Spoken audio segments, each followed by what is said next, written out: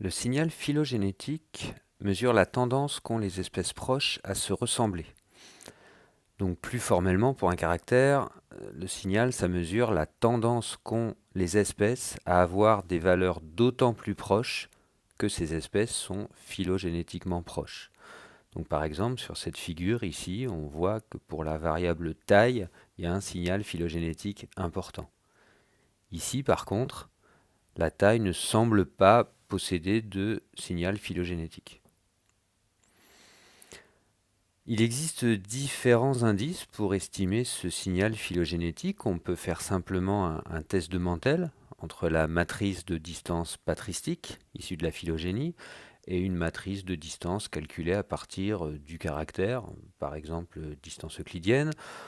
On peut utiliser le I de Moran, qui est un indice directement issu de l'écologie spatiale, où ça sert à mesurer l'autocorrélation spatiale. Et bien là, on peut mesurer de la même façon l'autocorrélation phylogénétique.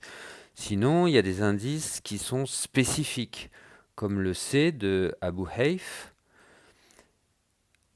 le lambda de Mark Pagel, qui a aussi proposé d'autres paramètres, comme le kappa ou le delta, le K de Blomberg.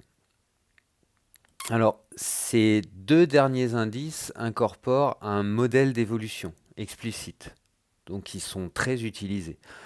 Pour les deux indices, une valeur de 0, ça veut dire que les données sont indépendantes, donc il n'y a pas d'effet de la phylogénie, pas de signal phylogénétique.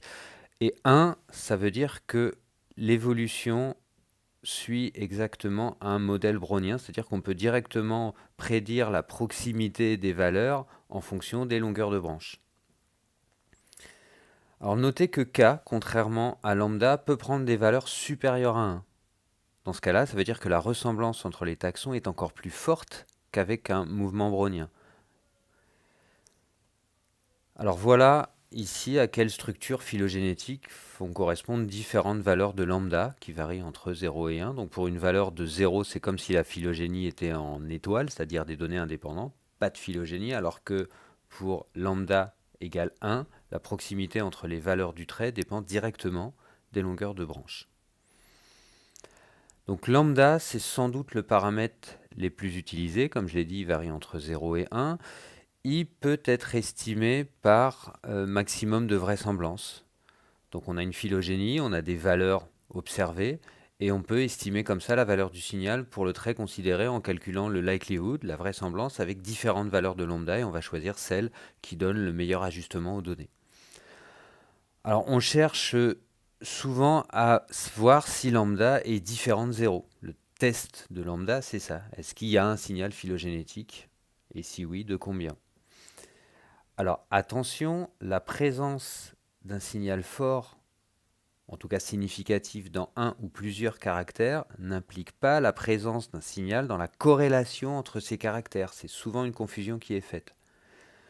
Donc il ne faut pas regarder si dans les caractères individuels, il y a un signal phylogénétique pour décider si on utilise ou pas une méthode comparative qui prend en compte la phylogénie. Le signal dans la corrélation entre les caractères, c'est pas la même chose. Pour un caractère, c'est très utile, par exemple, pour estimer des états de caractère ancestraux, pour étudier les rythmes, les dynamiques évolutives et bien d'autres utilisations.